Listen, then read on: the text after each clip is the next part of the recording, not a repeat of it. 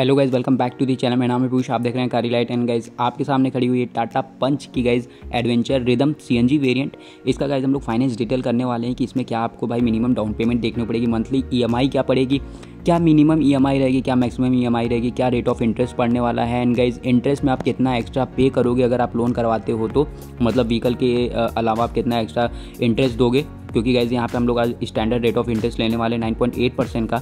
अगर आपका civil report guys थोड़ा ऊपर नीचे रहता है तो ये रेट ऑफ इंटरेस्ट वेरी करेगा। बाकी गाइज चैनल पर नए तो इसको जरूर सब्सक्राइब करिएगा ऐसे ही कार से related interesting review, update, comparison and finance detail हमेशा पाने के लिए।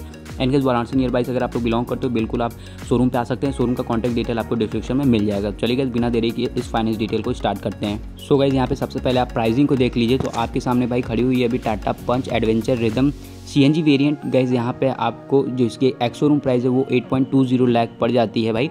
एंड गाइज जो प्राइस है वो सिटी वेरी कर सकती है, एक चीज़ का बिल्कुल आप ध्यान रखिएगा। एंड गाइज उसके बाद सबसे पहले हम लोग बात करेंगे मिनिमम डाउन पेमेंट की। गाइज आपको क्या मिनिमम डाउन पेमेंट देखने को मिलेगा अपने पंच सीएनजी के लिए। तो गाइज यहाँ पे अगर आप एडवेंचर रिदम वेरिएंट को चूज़ करते हैं तो इसके लिए आपको 1,20,000 अप्रॉक्स मिनिमम डाउन पेमेंट देखने को पड़ेगा। एंड गाइज अगर फाइनेंसर थोड़ा सा मतलब आपका सिविल रिपोर्ट बहुत ज़्यादा बढ़िया है तो ये थोड़ा सा डाउन भी हो सकता है आपका डाउन पेमेंट। वैसे गाइज आप कोशिश करिए कि डाउन पेमेंट मैक्सिमम आप जितना दे सकते हैं दे दीजिए, क्योंकि वहाँ पे आप काफ़ी सारा इंटरेस्ट बचा लेते हैं, काफ़ी सारे चार्जेस वगैरह बचा लेते हैं। एंड उसी के बाद गाइज यहाँ पे अगर आते हैं रेट ऑफ इंटरेस्ट की बात करें तो गाइज मैं 9.8% का रेट ऑफ इंटरेस्ट लेके चलूँगा, जो कि अभी स्टैंडर्ड चल रहा है नॉर्मली। एंड आरबीआई की तरफ से ही अभी रेट ऑफ इंटरेस्ट जो कि हाई चल रहा है। एंड गाइज उसके बाद यहाँ पे हम लोग सबसे पहले ड्यूरेशन की बात करेंगे। तो यहाँ पे हम लोग 12 मंथ की बात करेंगे पहले, 1 साल के लिए। तो गाइज अगर आप 1 साल के लिए लोन कराते हो मतलब टेन्योर 1 ईयर का रहता है तो यहाँ पे आपको भाई 70,278 रुपीज़ पर मंथ देना पड़ेगा 12 महीने तक के लिए। और बात करें यहाँ पे आप कितना एक्स्ट्रा पे करेंगे as a part of interest, तो गाइज यहाँ पे आप देखेंगे 43,114 रुपीज़ आप एक्स्ट्रा पे करेंगे भाई। तो गाइज नॉर्मल सी बात है यहाँ पे गाइज आप जैसे अपना टेन्योर बढ़ाते जाएंगे, मतलब मंथली मंथ बढ़ाते जाएंगे, वैसे वैसे आपका जो ईएमआई है वो घटता जाएगा और आप जो इंटरेस्ट एक्स्ट्रा पे करेंगे मतलब ब्याज आप बोल लीजिए वो भाई बढ़ता जाएगा। आपका इंटरेस्ट बढ़ेगा और आपका जो ईएमआई का भाई वैल्यू है वो घटता जाएगा। बाकी गाइज अगर आपको ड्यूरेशन तगड़ा रखना है और इंटरेस्ट भी कम देना है तो आप डाउन पेमेंट को बढ़ा देंगे, तो गाइज यहाँ पे आपका जो ईएमआई इंस्टॉलमेंट है वो कम भी हो जाएगा और इंटरेस्ट भी आप नहीं ज़्यादा पे करेंगे। तो ये सब चीज़ें का बिल्कुल आप ध्यान रखिएगा भाई। एंड गाइज अगर उसके बाद बात करते हैं हम लोग 2 साल के लिए मतलब 24 मंथ्स के लिए, तो गाइज यहाँ पे अगर आप 4 मंथ का यहाँ पे ड्यूरेशन चूज़ करते हैं तो सेम डाउन पेमेंट रहेगा 1,20,000 का, 9.8% का भाई रहने वाला बैंक इंटरेस्ट रेट। एंड उसके बाद गाइज अगर आते हैं मंथली ईएमआई पे तो गाइज 36,852 मतलब 36,852 रुपीज़ आपको पर मंथ देना पड़ेगा 24 मंथ तक के लिए। एंड यहाँ पे बात करें आप कितना एक्स्ट्रा पे करेंगे तो गाइज यहाँ पे आपको अप्रॉक्स 84,200 रुपीज़ आप एक्स्ट्रा पे करेंगे as a part of interest. एक चीज़ का देख रहे होंगे गाइज कि जैसे जैसे आपका भाई अपना टेन्योर बढ़ रहा है वैसे वैसे यहाँ पे आपका भाई जो इंटरेस्ट है वो भी बढ़ रहा है और ईएमआई है वो घट रहा है। तो गाइज फिर उसके बाद यहाँ पे 84,000 एक्स्ट्रा दे रहे थे आप एंड 36,852 रुपीज़ का मंथली इंस्टॉलमेंट था 2 साल के लिए। एंड गाइज उसी की बात करते हैं हम लोग 3 साल के लिए। तो गाइज सबसे ज़्यादा जो टेन्योर चूज़ किया जाता है वो भाई 3 मंथ का ही होता है, 36 मंथ और 4 साल का। 3 साल या 4 साल का जनरली लोग चूज़ करते हैं। तो गाइज यहाँ पे 3 साल की अगर हम बात करेंगे तो यहाँ पे गाइज ईएमआई काफ़ी ज़्यादा कम हो जाती है, 25,746 रुपीज़ मंथली इंस्टॉलमेंट यहाँ पे आपको देखने को मिलेगी। एंड यहाँ पे आपका सेम डाउन पेमेंट रहेगा 1,20,000 का, रेट ऑफ इंटरेस्ट 9.8% का रहेगा। और गाइज यहाँ पे अगर आप एक्स्ट्रा जो पे करेंगे वो 1,26,634 रुपीज़ आप एक्स्ट्रा पे करेंगे as a part of interest, मतलब अप्रॉक्स 1,27,000 रुपये आप एक्स्ट्रा देंगे भाई। एंड गाइज मैं आपको एक चीज़ बता दूँ कि गाइज अगर आप ये सोच रहे हैं कि भाई डाउन पेमेंट हम कम दें और अपने अकाउंट में पैसा रख ले तो ये आपकी सबसे बड़ी भाई गलत फहमी रहेगी। बिकॉज भाई उससे ज़्यादा आप इंटरेस्ट पे कर देंगे, अपना काफ़ी सारा पैसा भाई बचा लेंगे अगर आप भाई डाउन पेमेंट ज़्यादा दे देते हैं। टेन्योर को भाई अगर देखिए वो आपकी भाई मंथली इनकम पे बेस करता है, जो ईएमआई होता है कि भाई आपका पूरा मतलब काम हो जाए, एक्स्ट्रा लोड ना पड़े, उस हिसाब से ईएमआई चूज़ किया जाता है। तो गाइज अगर आपके पास है पैसा तो आप जो आपका डाउन पेमेंट है उसको बढ़ा दीजिए, अगर नहीं तो भाई कुछ बात ही नहीं। सो गाइज ये था भाई अपना 3 साल के लिए। अब आते हैं 4 साल के लिए। तो गाइज 4 साल के लिए जो मंथली ईएमआई हो जाता है वो 20,219 रुपये होता है, 20,219 रुपीज़। एक्स्ट्रा जो पे करेंगे यहाँ पे 1,70,000 एक्स्ट्रा पे करेंगे इंटरेस्ट का पार्ट। एंड अगर आ जाते हैं भाई डाउन पेमेंट तो वही सेम 1,20,000 का डाउन पेमेंट, 9.8% का रेट ऑफ इंटरेस्ट। तो 4 साल के लिए गाइज यहाँ पे आपको 20,200 अप्रॉक्स देना पड़ेगा महीना के लिए और इंटरेस्ट आप 1,70,000 देंगे। बाकी गाइज ये जो मैं आपको इंटरेस्ट बता रहा हूँ ये सिर्फ क्या है, ये अपना भाई अगर आपका जो इंटरेस्ट लगता है अपने प्रिंसिपल अमाउंट पे वो है। बाकी गाइज लेट फीस अगर आप ईएमआई नहीं दिएंगे टाइम से तो उस पर जो चार्जेस वगैरह जुड़ेंगे और भी काफ़ी सारे चार्जेस, ये सब भाई छोड़ दीजिए, वो भी आप एक्स्ट्रा मान के चलिएगा। ये खाली आपका इंटरेस्ट है आपके प्रिंसिपल अमाउंट पे। एंड गाइज फिर उसके बाद आ जाते हैं अपने 5 साल के लिए।